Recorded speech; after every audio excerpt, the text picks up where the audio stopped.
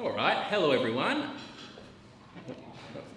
If you don't know who I am, I'm Patrick. I'm the Western Australian convener for the Australian Monarchists League. So I have flown here from Perth 2 days ago. Thank you. So same with my deputy James Kelly over there. I did some maths on the planes, and it took me. I left at 9:30, and I got here at 5 o'clock. But going back, I'll leave Sydney at 9:30 and I'll get there at 10 o'clock. So it only take me 30 minutes to get back to Perth, apparently, with you guys doing daylight savings and all that. So I might be able to go to work. But anyway, if you've seen, I've just dropped off this. We're doing another fundraiser auction. This one's online. We've got some really, really fantastic prizes. If you open it up, we've got a rare presentation stick pin in gold from Queen Elizabeth's coronation in 1953, with a few other really, really good, I have to say, really good prizes, which are really exclusive. You wouldn't get anything like this in any other auction, really, with Queen Elizabeth memorabilia. And this is all for us, of course. The auction opened a couple of days ago on Monday and closes on the 25th of November, so that's around 2 weeks' time. But yes, please take it home, read it, and the information is in the brochure, so thank you. Now, it is my pleasure to introduce the next speaker, Mr. Morgan Begg. He is the Director of Research at the Institute of Public Affairs. He's written a number of research papers, opinion articles and submissions to parliamentary inquiries on a variety of topics, including the issue of judicial appointments, public health restrictions, the GST, the proposed voice to Parliament, and electoral integrity matters.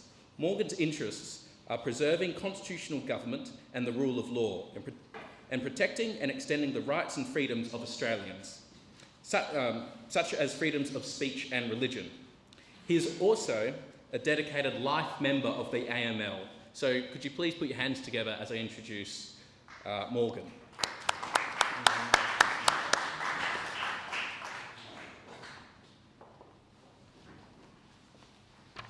Thank you, Patrick. And as you read my bio out there, you've made me realise that it's somewhat out of date. The reference to the proposed voice to Parliament is thankfully no longer relevant.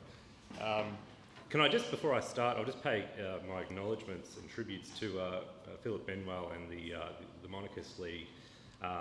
Unfortunately, the Royal Tour this year didn't reach Melbourne, where I am, but it was very heartening to see the AML mobilised and out in force, not only on the streets, but also in the media during the visit. So I thought that was great, and I just wanted to acknowledge that, Philip. So today I'd like to speak to you about the federal government's proposed misinformation legislation. You may be aware that this week the federal parliament, the House of Representatives, debated and passed the Communications Legislation Amendment Combating Misinformation and Disinformation Bill 2023. The laws are a substantial legislative package that will empower Australia's communications regulator, the Australian Communications and Media Authority, or ACMA, to impose on big tech companies an obligation to address misinformation and disinformation on their platforms. That's the government's framing, but what does it actually mean? As ACMA itself, who requested these powers, has acknowledged, misinformation and disinformation are relatively novel and dynamic phenomena with no established consensus on the definition of either term. And the legislation itself does not provide much more comfort. Shall I just acknowledge? It's not my intention today to explore every nook and cranny of the bill, so I'll just point to a very broad overview. On this slide, misinformation and disinformation is information that is verifiable as false, misleading or deceptive on a digital service that is likely to cause serious harm. Content that is produced by news services, academics, entertainers are excluded because I guess they're presumed not to be able to spread misinformation. online platforms will be required have a statutory obligation to develop codes of practice that detail how they will address misinformation. And if the ACMA deems the actions and efforts of the platforms deficient, they will be able to impose industry standards or impose astronomical fines for their failures. So what I'd like to actually speak to you about today is what these new proposed laws mean, but in particular what we can learn from referendums in 1999 and 2023 to understand how these laws might affect a future referendum on Australia's monarchy. Next slide, please. So the first thing I want to outline is the misinformation laws, just like the movement for a republic, is a top-down elitist project. There is no community outcry for the misinformation laws, just like there was no community outcry for a republic. The appearance of misinformation laws in Australia was preceded by what journalist Michael Schallenberger has described as the censorship industrial complex. Efforts internationally by governments, large NGOs and big tech and academic interests to collaborate and coordinate to censor speech online. This was essentially imported into Australia by way of an inquiry by the Australian Australian Competition and Consumer Commission, which was conducting an inquiry into the impact of digital search engines, social media platforms and other digital content aggregation platforms on the state of competition in media, which was conducted between 2017 and 2019, where it recommended that digital platforms adopt these codes to deal with disinformation. Now, why the competition regulator was recommending a proposal to diminish the range of content online as part of an inquiry into the state of competition on digital platforms defies explanation. Nonetheless, it was this recommendation that really engaged the interests of those in Canberra. Following that inquiry, ACMA called on the government to grant it greater enforcement powers in a report published in 2021 to deal with misinformation and disinformation on big tech platforms.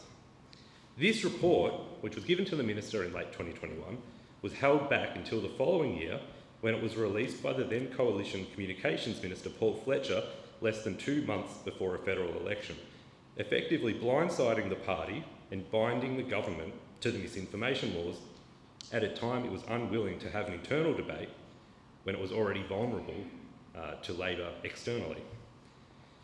Labor, of course, were firmly committed to the same laws and hoped to go further, meaning within the space of a few days, the political context moved from neither party committed to misinformation laws to both parties committed to misinformation laws. It was a bipartisan commitment, all without any community engagement or input. The misinformation laws and the Republic campaign are connected in this way. The elites want to reshape the country by abolishing the monarchy, and the elites also engineer new laws that affect how a debate about changing our political system will be held.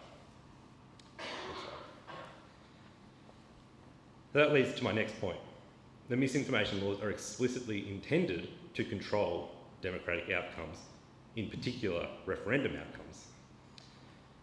One of the great achievements of Australia's founding was to entrench into the Constitution the requirement under Section 128 that the decision about changing the Constitution is one reserved to the Australian people to decide by way of a referendum.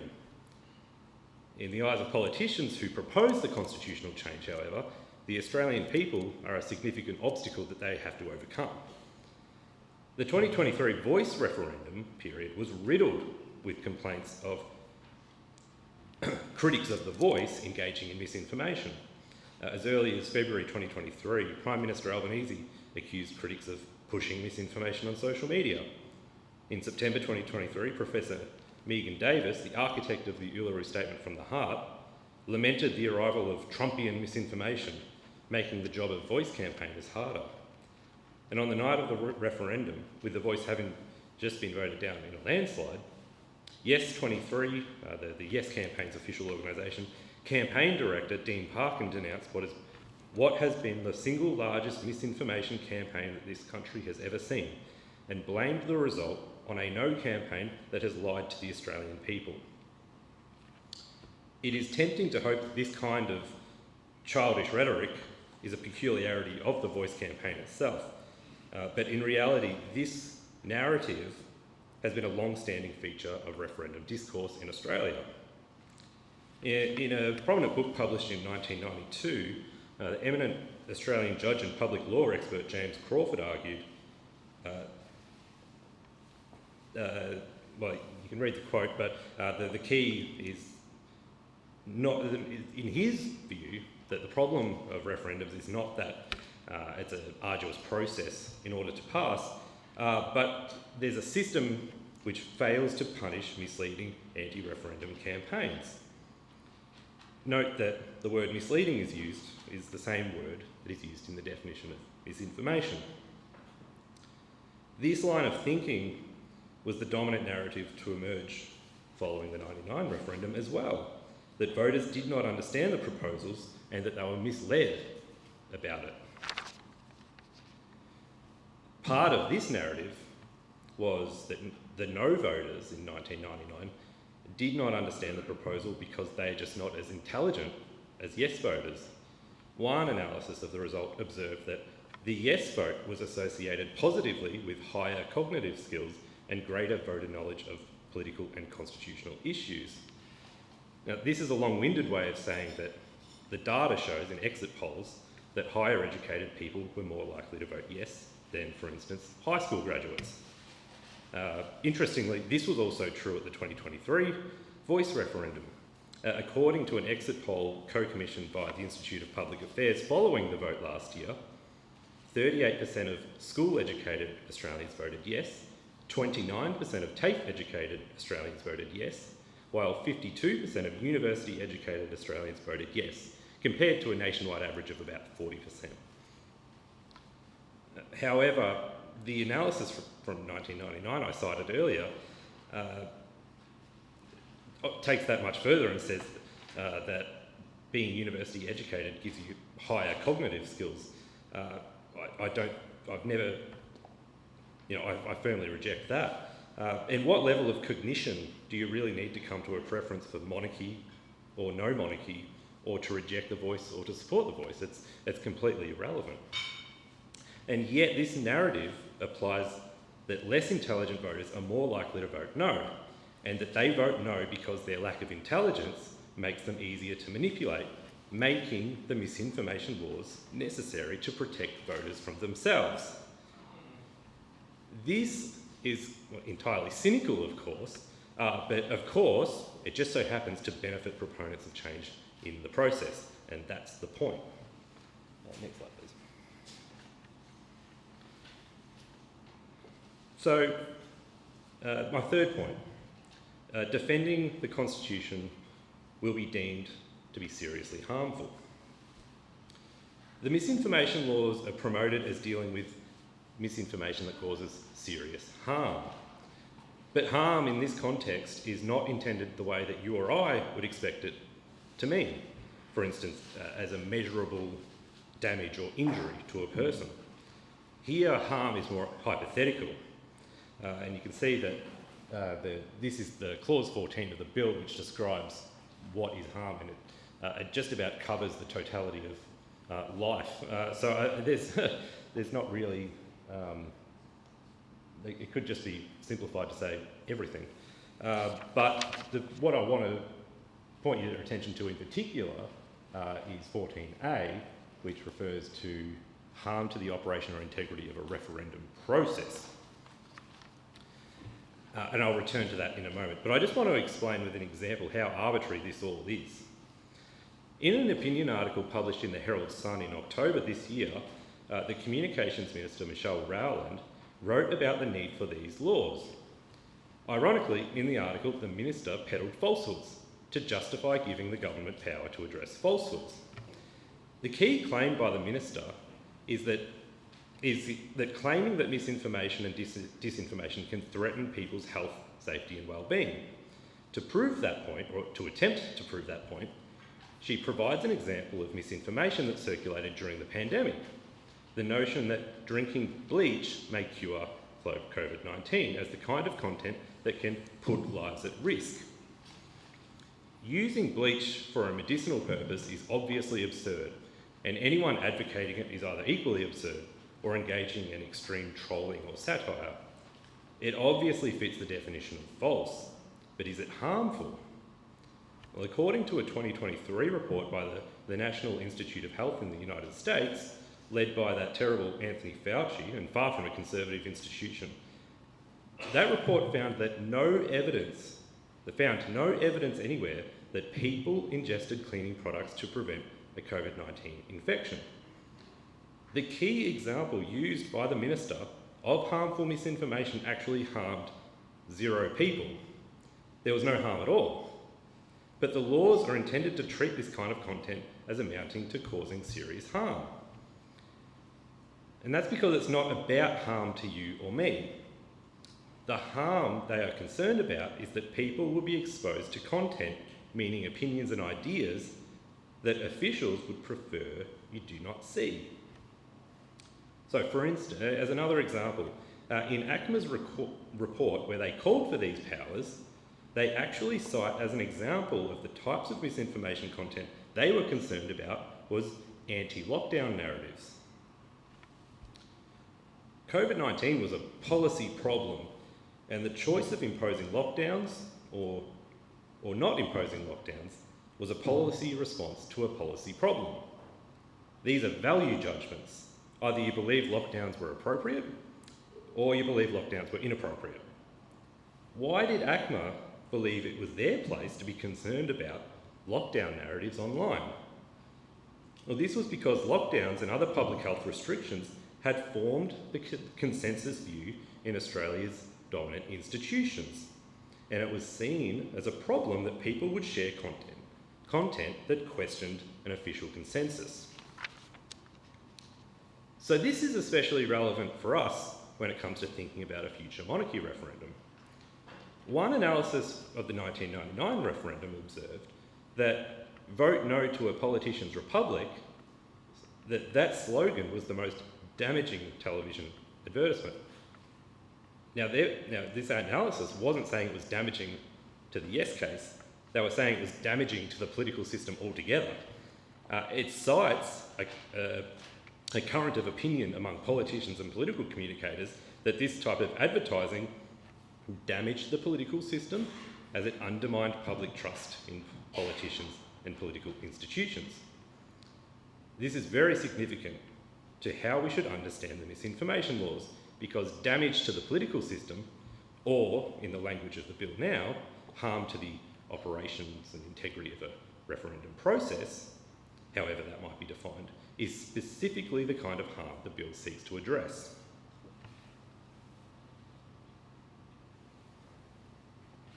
Now, the fourth point, the misinformation laws will be excluded, anti-monarchy media outlets will be excluded from the misinformation laws, and biased fact-checkers will be empowered. So we all remember from the 1999 monarchy referendum that the media were heavily biased in favour of the yes case. Was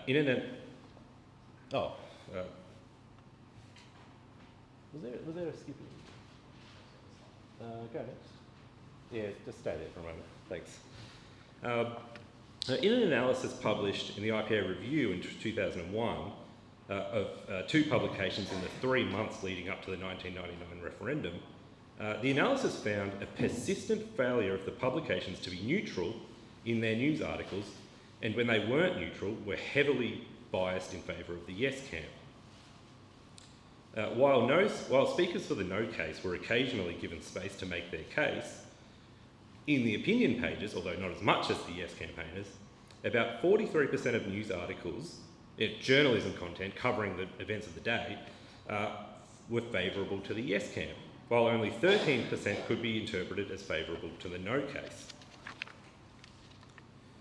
Now, the nature of media has shifted in some ways from the 1990s. And the analysis of how the media behaved during the 2023 voice referendum is yet to be done.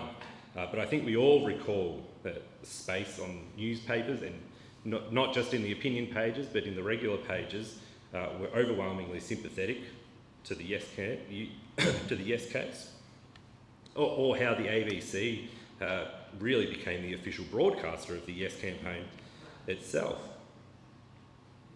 Now, the difference in the future is that under these misinformation laws, the kind of bias will be weaponised like it never has been before. This is because the media will be privileged by being excluded from the scope of the bill, while its reporting of... So not only will the media disseminate its own perspective without check or balance from these laws, it will have at its disposal additional protected news content in the form of fact-check investigations conducted by activists masquerading as journalists. Section 13 of the bill defines misinformation as content that is reasonably verifiable as false, misleading or deceptive. So this raises the question, or how can you verify something as false? How can you verify something as misleading? Well, the social media platforms won't be doing it themselves. They will outsource this to organisations who market themselves as experts in making these judgments.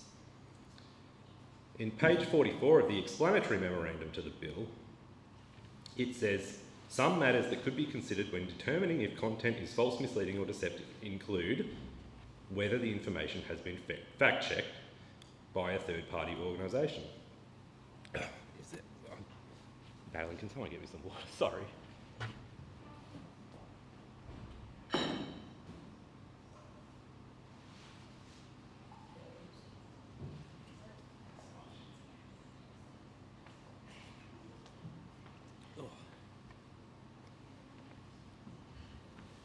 Sorry, that's never happened before. So, whether the information has been fact-checked by a third-party organisation.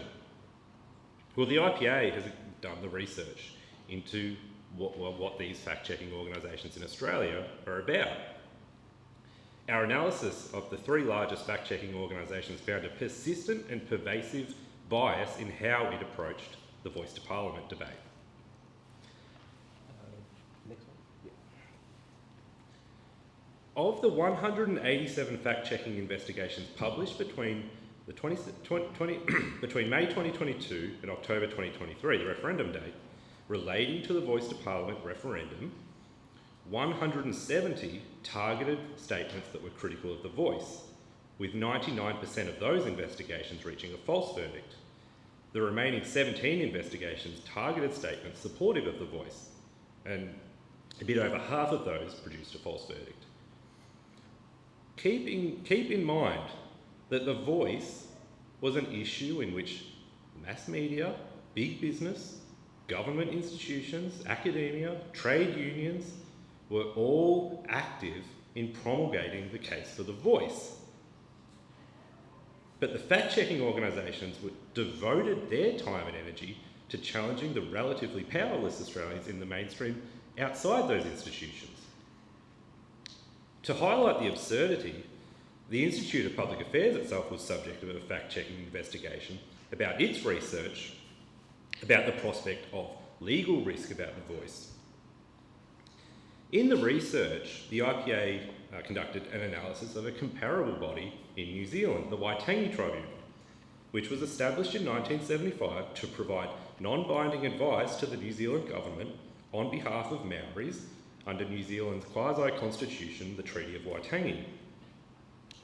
Now, a little over a decade after it was established, the High Court of New Zealand assessed the Waitangi Tribunal's power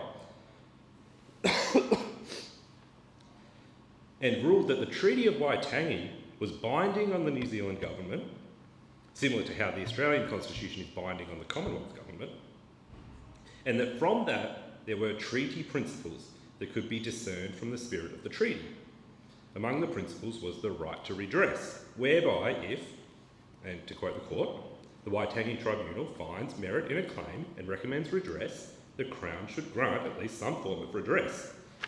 unless there are grounds justifying a reasonable treaty partner in withholding it, which would only be in very special circumstances, if ever. So the IPA's analysis found that given the treaty was binding on the government, and that because the tribunal could exercise powers based on the principles that the government could not ignore, the Waitangi Tribunal now exercised a kind of effective veto. The research applied that to Australia to say that, well, given that we're looking at a comparable body, and given Australia's history of radical judicial activism, particularly in relation to Indigenous issues, this presented a real risk that the Voice to Parliament could have its scopes and powers dramatically expanded by a future High Court.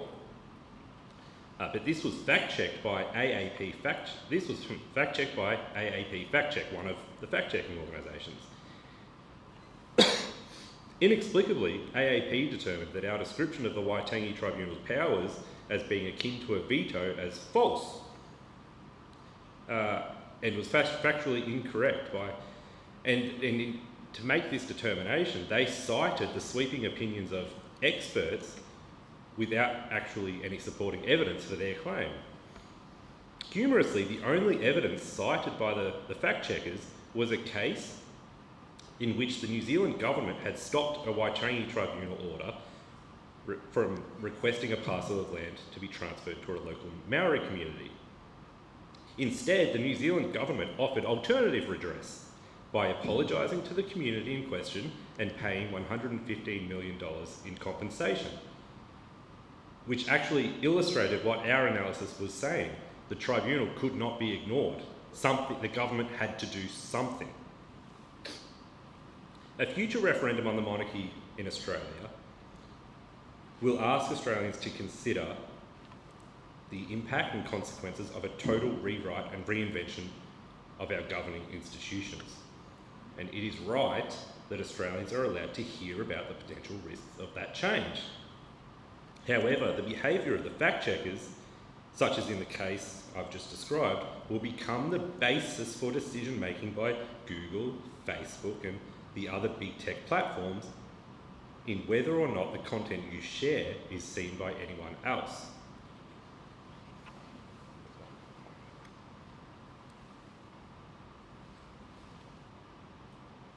And so I believe I'm up to point 5. That the misinformation laws will give preference to experts and officials. So another concerning element of the bill is how it elevates anointed experts and officials as being presumptively honest purveyors of information. In the explanatory memorandum to the bill, it lists matters that could be considered when determining if content is verifiable as false, misleading or deceptive. And there's the full list there, but the one we're interested in looking at now is point 2, expert opinions or advice. So obviously this refers to experts, whoever they are, but also anyone who relies on experts when they make comment, such as when they commission advice. The relevance for us is that a future referendum on the monarchy is likely only going to be put forward by a government that is committed to the change and will be central and involved in making the case for that change. But government officials are not listed. But government officials make statements based on advice. So through the back door, governments that will hold themselves out as experts by relying on the statements of experts that they take their advice from. And this is a very real concern, obviously. During the Voice referendum, a government that stages a referendum is willing and able to stack the deck in favour of one side of the debate. You had the way that the Prime Minister operated behind the scenes, convincing business groups to support the Yes campaign. You had the allocation of direct government funding to Yes campaign organisations over a number of years. You had the essentially unchecked activities of public broadcasters disseminating the case for the change. And you also had the Australian Electoral Commission, which I believe acted inappropriately, and I'll explain why. The Australian Electoral Commission now has a long-standing practice of inconsistently treating as valid referendum ballots that are marked with a tick, while treating as invalid referendum ballots that are marked with a cross. This has been the practice now, at least in the 1999 referendum and 2023 voice referendum, and possibly earlier, I'm not sure on that point. Obviously, this caused a significant outcry for why was the AEC inconsistently treating referendum ballots. It seemed to smell of implicit bias. In order to defend its claim, the AEC cites legal advice it had procured from the Australian government solicitor on multiple occasions, that a cross on a ballot is not a clear indication of an elector's vote. And to support this argument, cites the High Court's decision in Kane and McClelland from 1962. In other statements, the AEC declared its position was based on settled High Court precedent, and any counter-arguments had no merit. But the AEC was, I would argue, engaging in misinformation. Kane and McClelland was not a decision in relation to referendum ballots, but ballots for a Legislative Council election in New South Wales. The ballots in that case contained a lengthy list of candidates, and voters were required to list their preference from 1 to 28, however many there were. And the High Court held that people filling out the ballots not precisely in accordance with the instructions could nonetheless be saved if the intention of the elector is clear. Now, on the basis of the High Court's reasoning, if a tick is capable of being clearly interpreted as an affirmative response to a yes-no question at a referendum, then a cross is unambiguously capable of being interpreted as a negative response. You would have to treat them the same. Contrary to the AEC's assertions, the High Court has never answered the question about ticks and crosses. And as the matter relates to a question about the conduct of referendums, the High Court is surely the only court capable of answering what is a constitutional matter. Instead, it was the AEC itself who made the determination that on a ballot which asks a yes or no question, that a cross could somehow be interpreted as meaning yes. Completely illogical. However, on the basis of these laws, the AEC's claims would be allowed to proliferate on social media because it is based on expert advice. And in contrast, any person who commented the AEC's position had no legal basis, which I did during the referendum last year, would be subject to content moderation because it contradicts legal expert advice.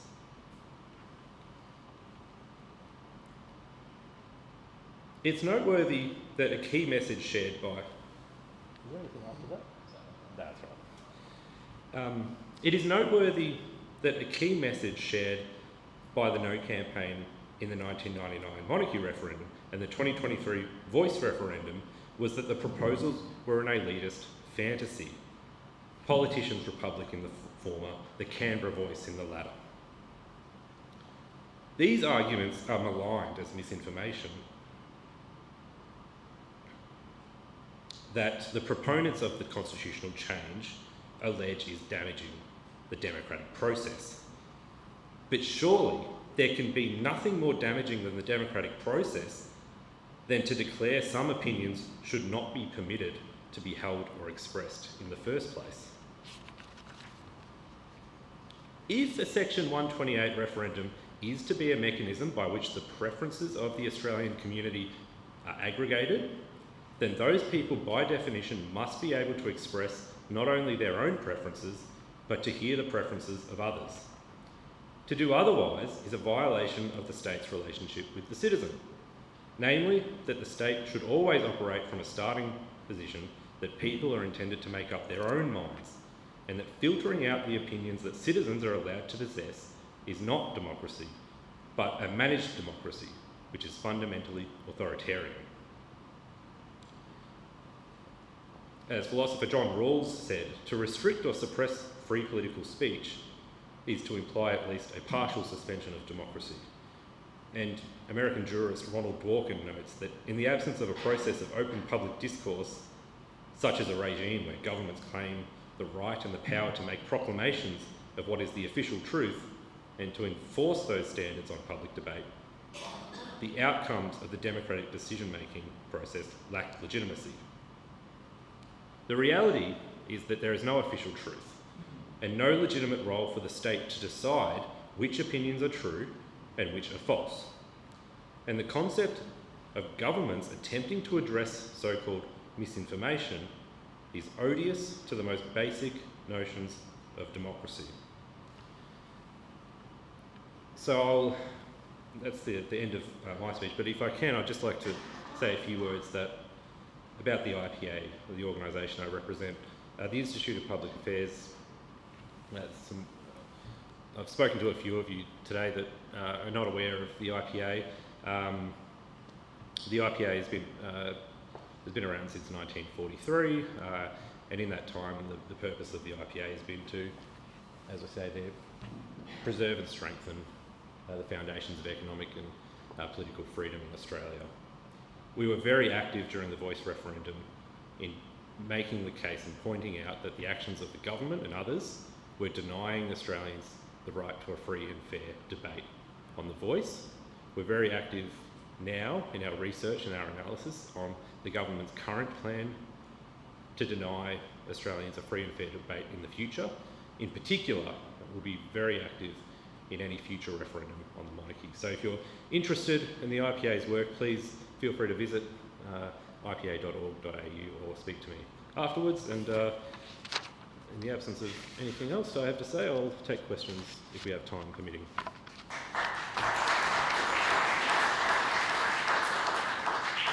We'll take 2 or 3 questions.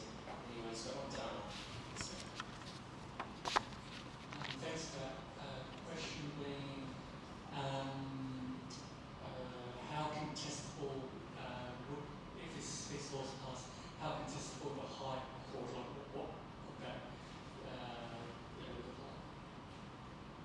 look like? Could these be challenged in the High Court? Is that, yeah. I'm sure attempts will be made.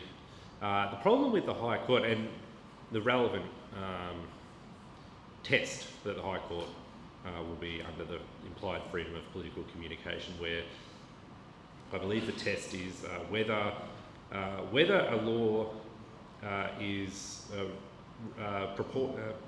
proportionally, someone will have to help me with the exact wording, but it's proportional to the reasonable purpose of that's consistent with preserve. It's a very rubbery standard that the High Court has for determining whether a law offends the implied right to freedom of political communication. My sort of standard is to never trust that the High Court will be adopting the implied freedom in a way that's useful or helpful, and it's better just to not adopt the laws in the first place.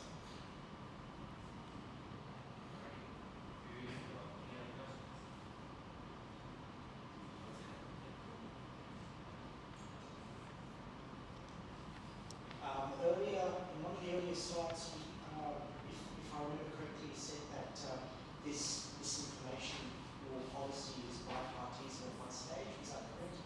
I believe now it's no longer, only the opposition are against it now. That's right.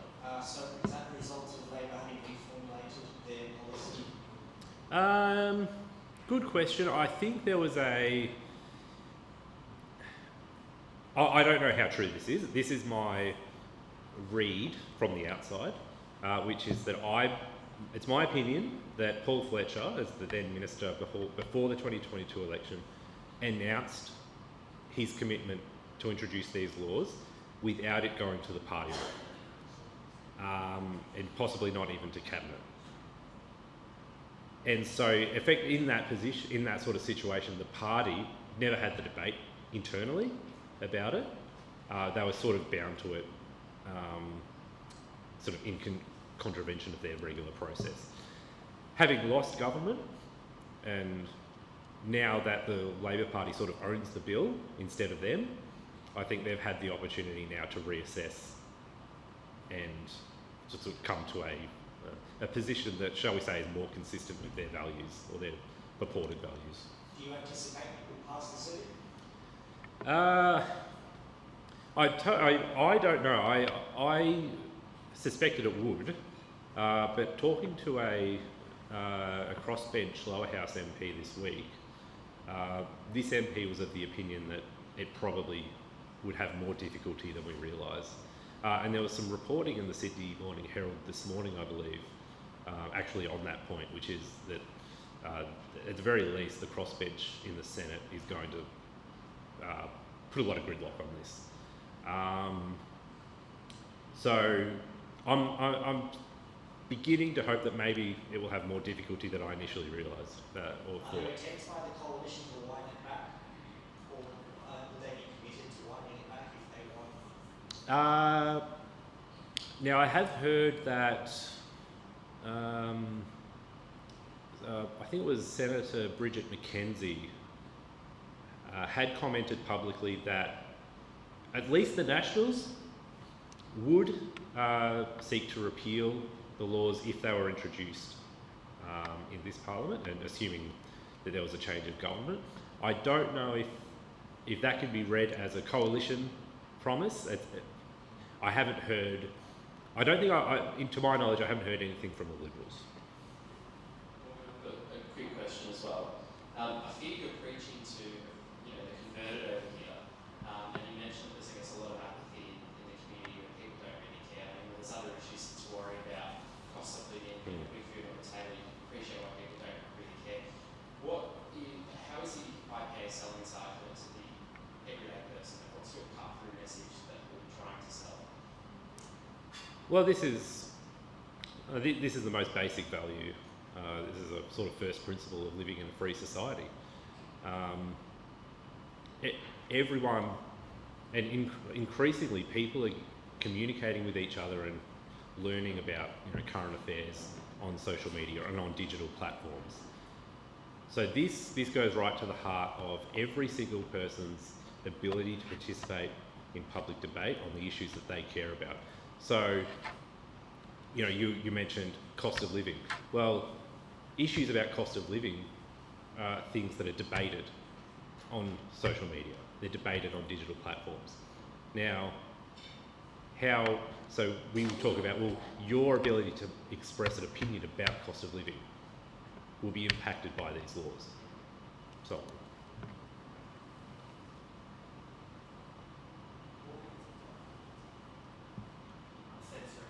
Here comes my misinformation. Morgan, is this the sort of bill that, if it does pass the Senate, really offers the Australian Constitution a case study for a bill that should not be granted assent by the Governor General? Sure. I mean, I think to put a bit more thought into that, I do see there being some matters that are legislated which I just think are sort of beyond the remit of the Commonwealth Parliament. I think there's sort of like, if the Commonwealth government is to exist, and as the Constitution requires it to exist as a sort of a manifestation of the democratic will of the Australian people, then something that is grossly undemocratic like this, can I say, if I was the Governor General, I would probably be inclined to intervene. Matthew. Loud noise. That's all right. You've got a loud voice, yeah. Thank you very much for the talk today. Senator for